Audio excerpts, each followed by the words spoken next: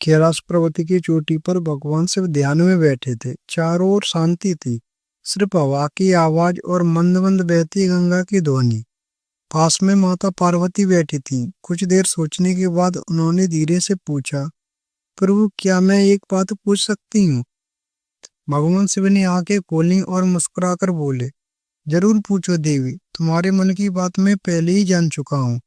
पार्वती जी ने कहा, नाथ, ये दुनिया में कुछ लोग इतने गरीब क्यों होते हैं? कई लोग तो इतनी मेहनत करते हैं फिर भी उनके घर में हमेशा तंगी बनी रहती है। क्या ये सिर्फ भाग्य है या इसके पीछे कोई और कारण भी है? शिवजी थोड़ी देर चुप रहे, फिर बोले, देवी, इसके पीछे एक गहरी सच्चाई है जो बहुत लोग नहीं जानते। आज मैं तुम्हें एक ऐसी कहानी सुनाता हूँ जो इस रहस्य को पूरी तरह खोल देगा। एक गरीब ब्राह्मण की सच्ची कहानी। बहुत समय पहले की बात है। धरती पर एक गांव था, छोटा सा लेकिन बहुत सुंदर। वहाँ एक ब्राह्मण रहता था। नाम तो था धनपति, लेकिन उसकी हालत बहुत खराब थी। घर मिट्टी का था, छप्पर से पानी टपकता था। पहनने को एक ही जोड़ी कपड़े थे और खाने को कभी आधा पेट अनाज भी नहीं मिलता था। माता पार्वती ने आश्चर्य से पूछा, पर प्रभु, वह ब्राह्मण तो ईश्वर का नाम लेने वाला, पूजा पाठ करने वाला हुआ, फिर भी इतना गरीब? शिवजी मुस्कुराए और बोले, हाँ देवी, वह रोज सुबह उठकर भगवान की पूजा करता था, लोगों को धर्म का पाठ पढ़ाता था, लेकिन एक बहुत बड़ी बात वह भूल चुका था और वही बन गई उसकी गरीबी की असली वजह।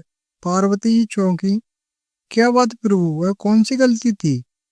शिवजी बोले, उसकी सबसे बड़ी गलती थी सिर्फ बोलना पर खुद पर आचरण न करना। वह लोगों को सच्चाई, दया, सेवा और संयम की बात तो सिखाता था, लेकिन खुद कभी किसी भूखे को अन्न नहीं देता था। अपने घर का दीपक भी अकेले जलाता था, कभी किसी के दुख में साथ नहीं जाता था। पार्वती जी गंभीर हो गईं। शिवजी ने आगे कहा, देवी, जब व्यक्ति सिर्फ उपदेश देता और खुद उस पर नहीं चलता तो उसका पुण्य धीरे धीरे खत्म हो जाता, और जब पुण्य खत्म होता तो लक्ष्मी माता भी उस घर से चली जाती। शिवजी बोले, देवी पार्वती, उस ब्राह्मण का नाम तो था धनपति, लेकिन उसके जीवन से धन और सुख दोनों ही दूर होते जा रहे थे। पत्नी रोज शिकायत करती, बच्चे भूख से रोते और गांव वाले भी धीरे धीरे उसे भूलते जा रहे थे। फिर भी वह ब्राह्मण सोचता था, मैं तो पूजा करता हूँ, मंत्र पढ़ता हूँ, धर्म सिखाता हूँ, फिर भी भगवान मेरी नहीं सुनते। पार्वती जी बोली, प्रभु, क्या उसकी भक्ति सच्ची नहीं थी? शिवजी ने गहरा सांस लिया और बोले, उसकी भक्ति सिर्फ दिखावा बन चुकी थी। वो भजन जरूर करता था, लेकिन किसी की मदद नहीं करता था। वो पूजा करता था, लेकिन मन में अभिमान भर गया था, और यही बना उसकी गरीबी का पहला कारण, पुण्य का घमंड। पार्वती जी चौंकी। पुण्य भी घमंड बन सकता है? शिवजी बोले, हाँ देवी, जब इंसान अपने अच्छे कर्मों पर घमंड करने लगता है, मैंने ये किया, मैं रोज पूजा करता हूँ, मैं दान करता हूँ, तब उसका पुण्य धीरे धीरे खत्म होने लगता है। उसके घर से लक्ष्मी माता धीरे धीरे बाहर कदम रखने लगती हैं। और फिर आता है पहला संकेत, सम्मान का टूटना। वनपति ब्राह्मण को अब गांव में पहले जैसा आदर नहीं मिलता था। लोग उसे देखकर रास्ता बदल देते। वो इसकी बातों में रुचि नहीं दिखाता, जैसे वो ज्ञान देता था, अब वही उसका मजाक उड़ाता था। पार्वती जी बोली, तो ये पहला संकेत है गरीबी आने का, जब लोग आपकी इज्जत करना बंद कर दें। शिवजी बोले, बिल्कुल सही कहा देवी, सम्मान पहले जाता है, फिर धीरे धीरे भोजन, धन और संबंध भी साथ छोड़ने लगते हैं। क्या ब्राह्मण ने समझी इस संकेत की अहमियत, या उसकी परीक्षा और बढ़ गई? क्या हुआ उस ब्राह्मण के जीवन में आगे? क्या उसने अपनी गलती समझी या और ज्यादा दुखाया? प्रिय भक्त तो जानते हैं। शिवजी ने आगे कहा, देवी, जब कोई इंसान बार बार ईश्वर का नाम तो लेता है लेकिन दूसरों की सेवा नहीं करता, तो उसका घर बाहर से नहीं अंदर से गरीब होने लगता है। गणपति ब्राह्मण के साथ यही हुआ। पार्वती जी ने पूछा, प्रभु, घर के अंदर गरीबी कैसे आने लगती है?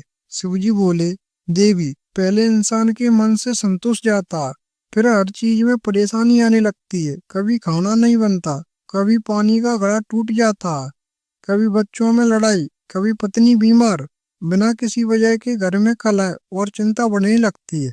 धनपति के घर भी यही होने लगा। रोज लड़ाई झगड़े, बच्चों की पढ़ाई छूट गई, पत्नी दिन भर दुखी रहने लगी, और खुद धनपति क्रोधी और उदास हो गया। पार्वती जी गंभीर स्वर में बोली, तो प्रभु, इसका मतलब है कि दरिद्रता का पहला अवसर मन और घर के माहौल पर पड़ता। शिव जी बोले, बिल्कुल देवी। जब घर में शांति नहीं रहती, जब बिना कारण दुख और गुस्सा बढ़ने लगे, तो समझ लेना चाहिए दरिद्रता दरवाजे पर दस्तक दे रही है। लेकिन धनपति ने इन संकेतों को समझा नहीं। वह सोचता रहा, मेरी परीक्षा हो रही है, पर असल में वह अपने कर्मों की सजा भुगत रहा था। पार्वती जी ने कहा, प्रभु, क्या कोई उसे समझाने आया नहीं? शिव जी बोले, हाँ देवी, आया था, पर उस दिन जो हुआ उसने उसके जीवन की दिशा ही बदल दी। जब भगवान भेजते हैं चेतावनी, लेकिन इंसान नहीं समझता। शिव जी बोले, देवी पार्वती, भगवान जब किसी को डूबने से पहले बचाना चाहते हैं तो संकेतों के रूप में चेतावनी भेजते हैं। लेकिन सबसे बड़ी विडंबना यह है कि इंसान इन चेतावनियों को दुर्भाग्य समझ लेता है और खुद को बदलने की जगह किस्मत को दोष देता है। पार्वती जी बोली, प्रभु, क्या ऐसा ही धनपति ब्राह्मण के साथ हुआ? शिव जी बोले, हाँ देवी। एक दिन उसके घर एक मूका साधु आया। सिर पर धूल, शरीर पर फटे हुए कपड़े, लेकिन आंखों में तेज और चेहरे पर संतोष। उसके दरवाजे पर खड़े होकर कहा, ब्राह्मण देव, 2 दिन से भूखा हूँ, रोटियों का टुकड़ा मिलेगा? धनपति का चेहरा बिगड़ गया। उसने अंदर झांक कर देखा, थोड़ा सा आटा पड़ा था जिससे वो अपने बच्चों के लिए रोटी बनवाने वाला था। उसका मन हिला और फिर उसने गुस्से से कहा, जा बाबा, मेरे घर में खुद खाने के लिए नहीं, दूसरे घर जा।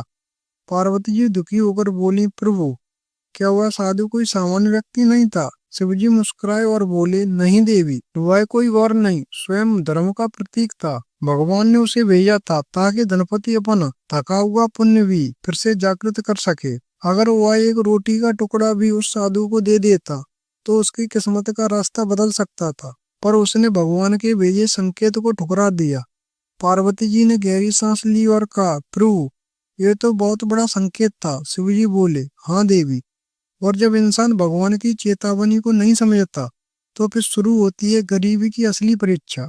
अब क्या हुआ ब्राह्मण के साथ? क्या उसे अपनी गलती का एहसास होगा या सब कुछ और भी बर्बाद हो जाएगा?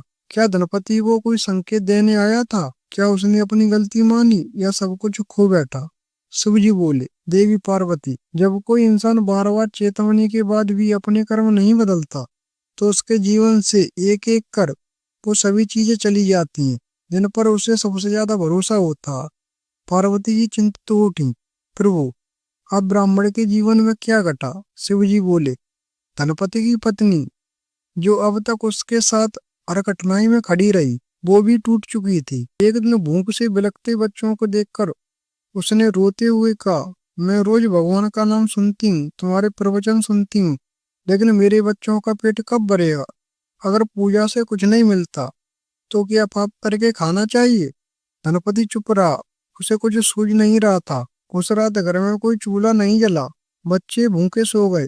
पत्नी आंखों में आंसू लिए चुपचाप बैठी रही और धनपति छत के नीचे अकेला बैठा चुपचाप आकाश की ओर देखता रहा। वो रात उसकी आत्मा को झकझोरने वाली रात थी। शिवजी ने आगे कहा, जब कोई घर रात बिना भोजन, बिना स्नेह और बिना उम्मीद के कटने लगे तो समझ लो लक्ष्मी माता ने वह घर छोड़ दिया है। अब वह घर सिर्फ ईंट पत्थर का ढांचा है, आत्मा का नहीं। पार्वती जी की आंखों में नमी आ गई। शिवजी ने गहरी आवाज में कहा, देवी, उसी रात एक और बड़ा संकेत आया, लेकिन क्या उस अंधेरे में धनपति उसे देख पाया? क्या ब्राह्मण अब भी अंधकार में खोया रहा या कुछ नया हुआ?